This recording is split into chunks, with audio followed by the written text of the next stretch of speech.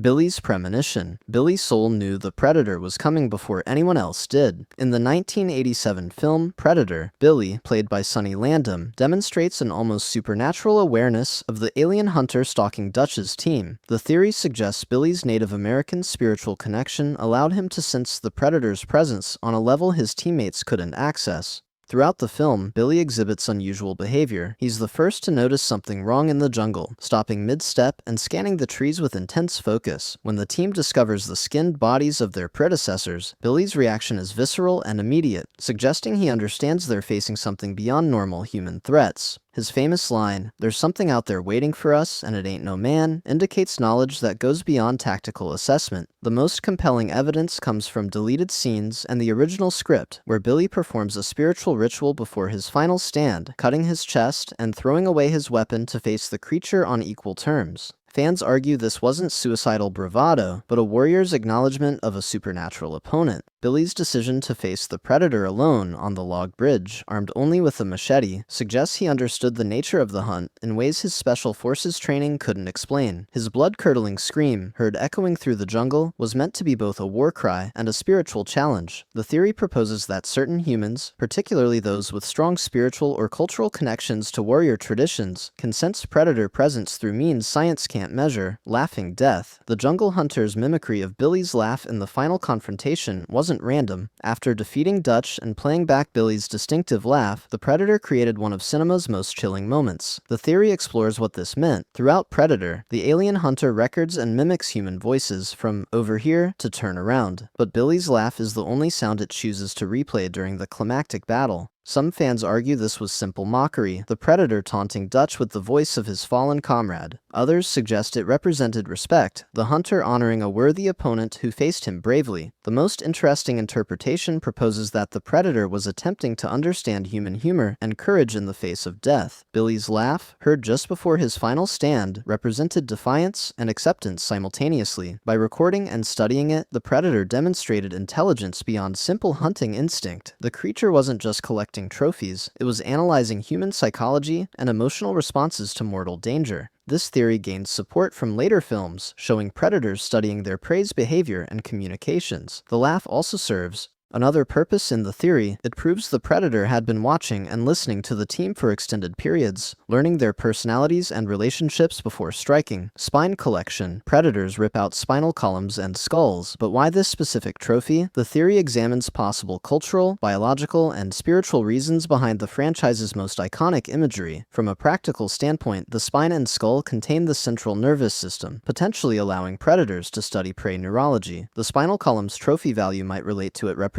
a creature's physical structure and combat capability. A large, intact spine indicates a formidable opponent who tested the hunter's skills. Some fans propose religious or spiritual significance, suggesting predator culture believes the spine contains a warrior's essence or honor. Taking it preserves the prey's fighting spirit as a tribute. The theory also considers that skull shape and spine structure provide immediate visual information about what species was hunted, making trophy rooms a catalog of a hunter's achievements across different worlds and prey types. Evidence from the films shows predators displaying these trophies prominently in their ships and hunting grounds, suggesting cultural importance beyond simple decoration. The careful removal process, shown in detail across multiple films, indicates ritual significance rather than casual mutilation. Predator 2's trophy room reveals dozens of skulls from various species, some clearly non-terrestrial, arranged with apparent organizational logic. The theory proposes that among predator clans, certain spine and skull combinations might indicate particularly prestigious kills, with Earth's most dangerous predators, like humans, ranking highly in their honor system. Scorpion symbol. The markings on predator biomasks aren't decorative, they're identification systems. Fans have long noticed that different predators sport different symbols, colors, and decorative elements on their masks and armor. The theory suggests these markings indicate clan affiliation, rank, hunt tallies, or personal achievements. The jungle hunter's relatively simple mask design might indicate lower rank or fewer accomplishments. The city hunter's more ornate mask, featuring complex patterns and different coloring, could represent greater experience or higher clan status. In Predators, the classic Predator's mask bears distinct markings that differ from the Super Predators, potentially indicating factional allegiance. Some fans have attempted to decode these symbols by comparing masks across films and expanded universe materials. Certain recurring patterns might represent specific clans or hunting grounds. The theory draws parallels to human military insignia, where patches, medals, and uniform variations communicate rank and unit affiliation at a glance. For predators engaging in inter-clan competitions or collaborative hunts, visual identification would be crucial. The masks also display damage patterns and battle scars that some theories suggest are deliberately preserved rather than repaired, serving as permanent records of particularly challenging hunts. When elder predators appear, their masks typically show more elaborate decoration and greater wear, supporting the theory that mask complexity correlates with experience and status within predator society. King Willie's knowledge. King Willie knew exactly what was hunting in Los Angeles, and the theory asks how. In Predator 2, the voodoo gang leader warns Detective Harrigan about the creature, calling it a demon who makes trophies of men. His specific knowledge suggests previous encounters or inherited cultural memory. King Willie's Jamaican heritage connects to Caribbean folklore featuring similar entities. Some fans theorize that predators have hunted in the Caribbean for centuries, creating legends that filtered into local spiritual traditions. King Willie's role as a spiritual leader means he would have access to oral histories and esoteric knowledge his followers might dismiss as superstition. His calm acceptance of the supernatural threat, contrasting sharply with the police force's confusion, indicates certainty rather than speculation. The most compelling evidence comes from his preparation for the encounter. King Willie arms himself with a sword and faces the city hunter in what appears to be a ritual confrontation, suggesting he understood predator honor codes and hunting practices. He wasn't ambushed randomly,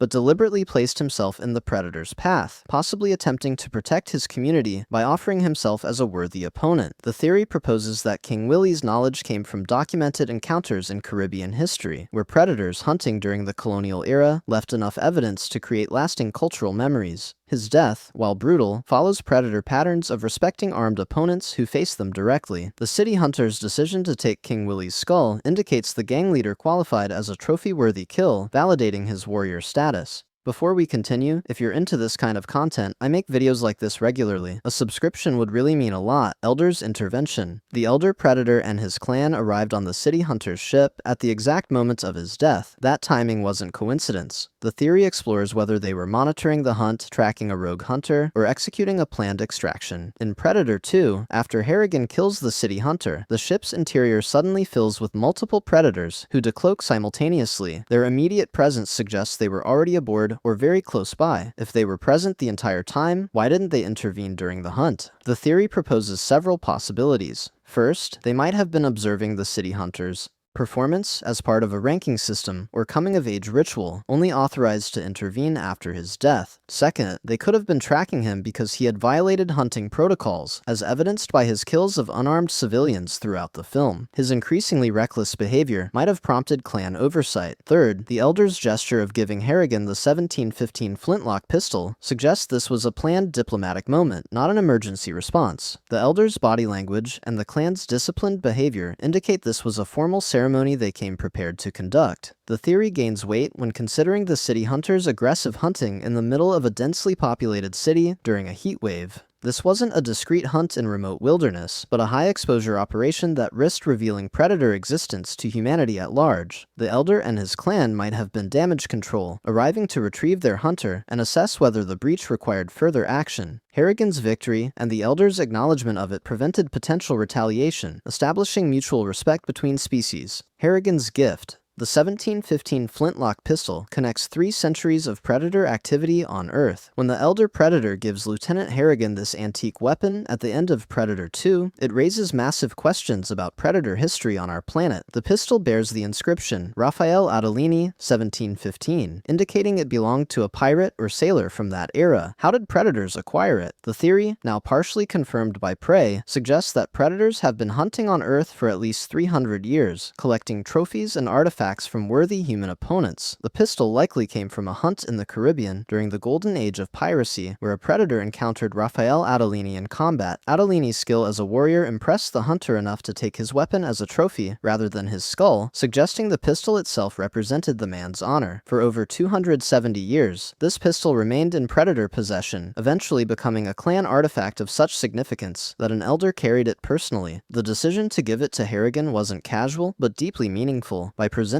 this trophy, the elder acknowledged Harrigan as a warrior equal to Adelini, worthy of holding an artifact that represented centuries of predator respect for human combat capability. The gesture also served as proof of predator presence throughout human history, a revelation that recontextualizes numerous historical mysteries and disappearances. Prey shows a similar pistol in 1719, suggesting either the same weapon or that predators collected multiple flintlocks during this period. The theory connects both films by proposing that early 18th century Earth provided predators with their first consistent encounters with armed, organized human warriors worth hunting repeatedly. Thermal vision limitation. Predators rely almost exclusively on thermal vision, despite its obvious tactical weaknesses. The theory asks why such an advanced species would handicap themselves with vision mode that mud, cold water, and environmental temperatures can defeat. Throughout the franchise, humans exploit this limitation repeatedly. Dutch covers himself in cold mud in Predator, making himself invisible to the jungle hunter. Harrigan uses extreme heat and fire to confuse the city hunter's vision in Predator 2. Even in Prey, Naru uses cold water to hide from the feral predator's sight. If predators possess technology for interstellar travel and active camouflage, they certainly could engineer better visual sensors. The theory proposes biological rather than technological reasons. Predators likely evolved on a planet with extreme heat or different atmospheric conditions, where thermal vision provided survival advantages. Their eye structure might be fundamentally adapted to detect heat signatures as a primary sense, with visible light spectrum vision being secondary or vestigial. This would explain why they seem reluctant or unable to switch to normal vision even when thermal proves inadequate. Some versions of this theory suggest predator culture deliberately maintains thermal vision limitations as an honor code requirement, ensuring hunts remain challenging. Using advanced sensors or switching to superior visual modes might be considered dishonorable, like hunting with automatic weapons when the code demands bladed combat. Evidence for environmental adaptation comes from predator preference for hot climates across multiple films. They consistently hunt during heat waves or in tropical environments, suggesting their biology functions optimally in high temperatures. Cold environments would naturally impair both their thermal vision and potentially their physical capabilities, explaining their absence from Arctic or winter settings in most films. Noland's survival. Ronald Noland survived alone on the game preserve planet for multiple seasons, an achievement the theory claims should have been impossible.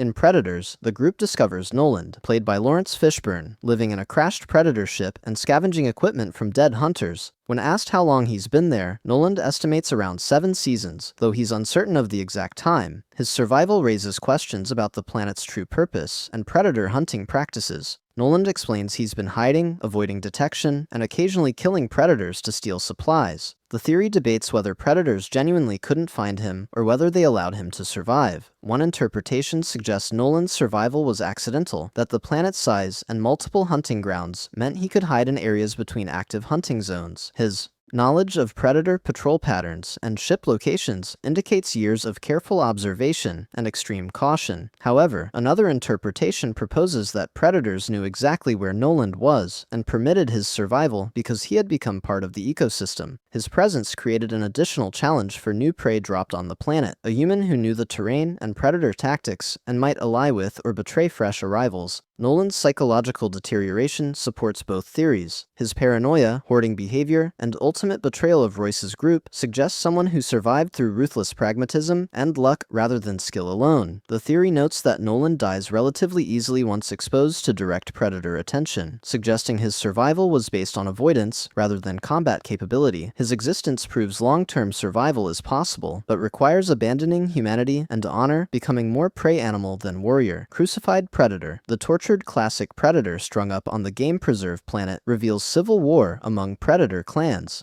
In Predators, the group discovers a living predator bound and trapped, clearly tortured and left as either punishment or warning. The super predators who control the planet deliberately kept him alive in this state, suggesting this wasn't simple execution but ideological statement. The theory proposes that the crucified predator represents traditionalist faction captured by super predators, his torture serving as psychological warfare against classic predator clans. The victim's condition indicates prolonged suffering, not quick defeat. He's been there long enough for the super predators to use him as bait, or to send messages to his clan. When Royce frees him, the classic predator immediately attacks the super predators, despite his weakened state, indicating the depth of animosity between factions. His willingness to fight even while dying supports the theory that predator civil war involves genuine hatred rather than mere competition. The classic predator's assistance to humans before his death adds another layer. He deliberately wounds, but doesn't kill the humans who freed him, possibly recognizing enemy of my enemy logic or honoring their act of mercy. His final confrontation with the super predators, fighting to his death, suggests he preferred dying in battle to remaining captive. The torture method itself, leaving him exposed and helpless while still alive, represents the ultimate dishonor in predator culture, where death in combat is the highest achievement. The theory connects this to the broader franchise pattern of predators showing different honor codes and hunting philosophies, suggesting these aren't individual variations, but factional differences in an ongoing cultural conflict. Predator dogs. The hell-hounds in Predators and The Predator raise questions about predator relationships with other species. These creatures, resembling massive hairless dogs with spiny skin, serve as hunting companions and attack animals for predator masters. The theory debates whether they're domesticated alien animals, genetically engineered weapons, or enslaved intelligent species. Evidence for domestication includes their apparent training and responsiveness to predator commands. They track prey, attack on command, and work cooperatively with their handlers like military working dogs.